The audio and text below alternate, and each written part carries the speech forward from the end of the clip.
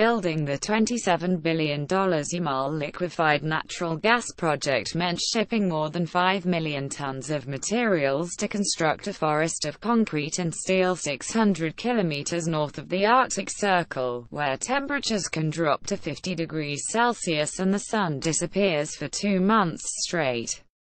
Yet those challenges weren't as tough as the U.S. sanctions imposed in 2014, forcing a complete refinancing just as construction was about to start. Jacques de Bossesson, head of the Moscow office of French energy giant Total SA, which has a 20% stake in Yamal LNG, said there were various moments when he thought the project may never happen. "We were too much advanced to stop. We were in a deadlock, we had to go ahead and we didn't know how," de Bossesson said. Yamal LNG shipping scenarios. 3 years later, the first shipment of Yamal LNG's gas represents a gargantuan effort from the Russian establishment to demonstrate that one of President Vladimir Putin's flagship projects would not be derailed by sanctions. The launch of the project in the face of sanctions has helped spur Moscow's political pivot to China, which provided much of the financing. Novatek PJSC, which controls Yamal LNG, is already talking about its next LNG project. London-bound, the first cargo is on board a tanker headed for a port near London, helping the UK to cope with cold winter weather and an unplanned shutdown of a clutch of its own North Sea fields. That the gas will end up in a European country that's backed sanctions against Russia may please many in Moscow. "We had a dream," Mark Jayathy, deputy chief executive officer of Novatek, said on Tuesday. "Now we have realized that dream." For Yamal LNG, the timing of the U.S. sanctions against Russian shareholders in the project in 2014 couldn't have been worse. It was just embarking on one of Russia's largest ever international financing packages, and planning to attract significant investment from Western banks. In a further obstacle, the sanctions prevented Novatek's Jayathy from working on the financing deal as he is a U.S. citizen. For Novatek, it's a triumph over adversity, said James Henderson, director of natural gas at the Oxford Institute for Energy Studies. Russians have got it running, and that is a bit of a triumph for them that underlines again that sanctions struggle to be effective. Tortured talks. Yamal's partners hoped that non-U.S.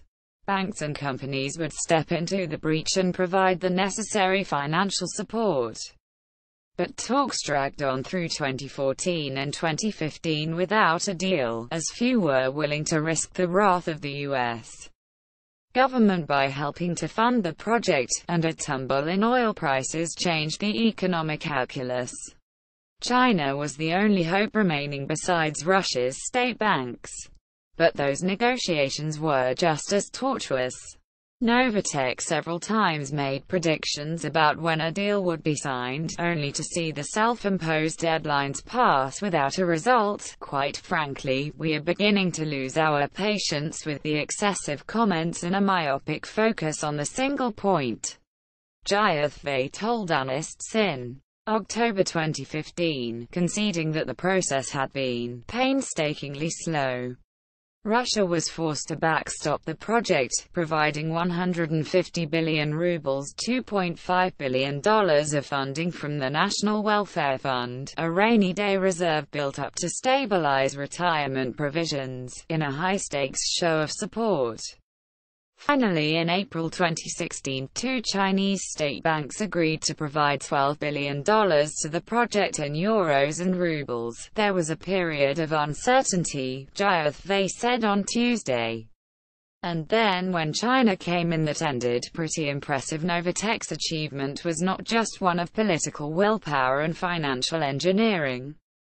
It was also technical. Putin, officially opening the plant in the harsh climate of northern Siberia last week, told an audience including Gazprom PJSC chief Alexei Miller that several people had come to him with a list of reasons why it couldn't work. This is certainly a complex project, and we have good people here in this room, good professionals, who warned me at the beginning of this journey, do not do this, he said. Gazprom had previously considered building an LNG plant in the same region but concluded it was too challenging. Other big LNG projects around the world have suffered large budget overruns. It's the only project I can think of in the last decade that actually is on time and on budget, said Henderson at the Oxford Institute. It's pretty impressive. That wasn't all the result of the engineering prowess of Novatek and partners Total and CNPC. The project was helped by a tumble in the ruble in late 2014, cutting the cost of Russia-sourced equipment and labor at a key moment in the construction. What's more, it received large amounts of Russian government support, not only in the form of financing. Yamal LNG also enjoys generous tax breaks, and the state has helped to build some of the necessary infrastructure.